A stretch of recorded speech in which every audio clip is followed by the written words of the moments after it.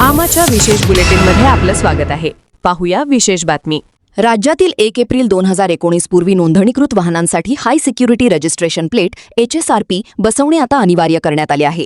परिवहन मंत्री प्रताप सरनाईक यांनी दिलेल्या माहितीनुसार 30 जूनपर्यंत HSRP नंबर प्लेट बसवून न घेतलेल्या वाहनांवर 1 जुलैपासून विशेष तपासणी मोहीम राबवली जाणार आहे. नियमांचे उल्लंघन करणाऱ्या वाहनधारकांकडून मोटार वाहन कायद्यानुसार 1000 रुपयांपर्यंत दंड आकारण्यात येणार आहे. तसेच वाहनधारकांनी HSRP बसवण्यासाठी केवळ अधिकृत माध्यमातूनच नोंदणी करून अपॉइंटमेंट घ्यावी असे आवाहनही परिवहन विभागाने केले आहे. वाहन चोरी, बनावट नंबर प्लेटचा वापर आणि गुन्हेगारी कृत्यांमध्ये वाहनांचा गैरवापर रोखण्यासाठी HSRP प्रणाली महत्त्वाची असल्याचे प्रताप सरनाईक यांनी स्पष्ट केले. त्यामुळे पात्र वाहनधारकांनी वेळेत HSRP नंबर प्लेट बसवून दंडात्मक कारवाई टाळावी असेही त्यांनी सांगितले आहे. HSRP संदर्भात प्रश्न आहे. आज शेवटची डेडलाईन आहे. उद्यापासून तुम्ही कारवाई सुरू करणार आहात का? पण त्याचा फटका 1 कोटी वाहनांना बसणार आहे. कशा प्रकारे 1 कोटी वाहनांना साधारणतः 2019 पूर्वी राज्यामध्ये 2,10,00,000 वाहनांची नोंद होती. 2019 नंतर सर्व कंपन्यांना आदेश देण्यात आले होते की HSRPच्या नंबर प्लेटनुसारच तुम्ही नवीन गाड्या बाजारात आणा. त्यामुळे जे पूर्वीचे 2,10,00,000 ग्राहक होते त्यांना HSRP नंबर प्लेट लावण्यासाठी त्यावेळेस निविदा प्रक्रिया राबवण्यात आली. 3 निविदाकारांनी त्याला प्रतिसाद दिला आणि तिन्ही जणांना ते जो महाराष्ट्राचा विभाग आहे तो विभागून देण्यात आला. आजपर्यंत जवळजवळ 49% वाहन चालकांनी HSRPच्या नंबर प्लेट बसवलेले आहेत. आजपर्यंत परिवहन खात्याच्या माध्यमातून 5 वेळा मुदतवाढ देण्यात आली होती. सर्वसामान्य वाहन चालकांना, वाहनधारकांना सांगण्यात आलं होतं की 30 जूनपूर्वी आपण आपली गाडीची नंबर प्लेट जी आहे ती HSRPची बसावी, अन्यथा कारवाई करावी लागेल.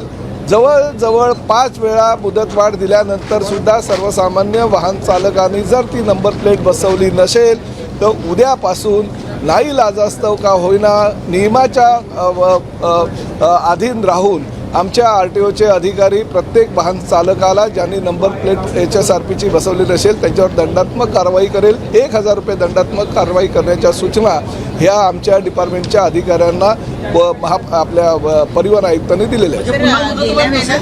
पूर्ण मुदतवाढ नसेल, शेवटची तारीख आजची आहे. उद्यापासून दंडात्मक प्रक्रिया जी आहे ती चालू होईल. कारण देशामध्ये आणि प्रामुख्यानं राज्यामध्ये ज्या पद्धतीनं देशविघातक शक्तींकडून काही हल्ले करण्यात आले, काही अतिरेकी कारवाई करण्यात आल्या आणि अतिरेकी कारवाई करत असताना गाड्यांचा वापर मोठ्या प्रमाणात करण्यात आला होता. आणि HSRP नंबर प्लेट ही सुरक्षिततेच्या दृष्टिकोनातून फार महत्त्वाची आहे. भविष्यामध्ये ही HSRPची नंबर प्लेट प्रत्येक जर गाडीला असेल तर RTO अधिकाऱ्यांना आणि पोलिसांना ती गाडी शोधणं फार अधिक गरजेचं होणार आहे आणि त्या माध्यमातून त्याची सुरक्षितता राज्याच्या दृष्टीनं महत्त्वाची घेऊन हा निर्णय तत्कालीन सरकारनं आणि तत्कालीन मंत्री महोदयांनी घेतला होता.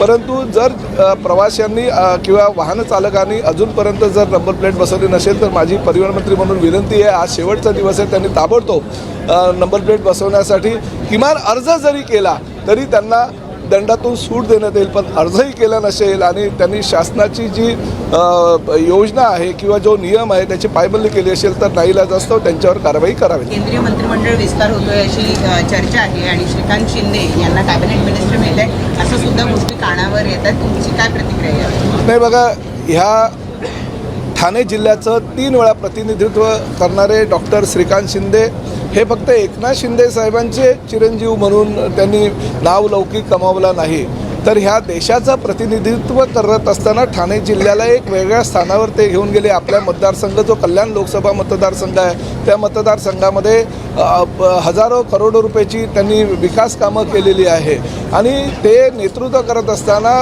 लोकसभेमध्ये त्यांच्या भाषणाच्या सुद्धा अनेक ज्या चित्रफिती आहे ते उपलब्ध झालेल्या आहे. त्यामुळे फक्त जिल्ह्याचं, मतदारसंघाचं किंवा राज्याचं नेतृत्व नाही तर ते देशाचं नेतृत्व त्यांनी सिद्ध केलेलं आहे. एवढंच नव्हे तर पंतप्रधान नरेंद्र मोदी साहेब यांनी श्रीकांत शिंदे यांना भारताचं प्रतिनिधित्व करायला जगामध्ये सुद्धा पाठवलं होतं आणि यशस्वीरित्या त्यांनी तब्बल 2 वेळा जगामध्ये जाऊन भारताचं प्रतिनिधित्व केलं.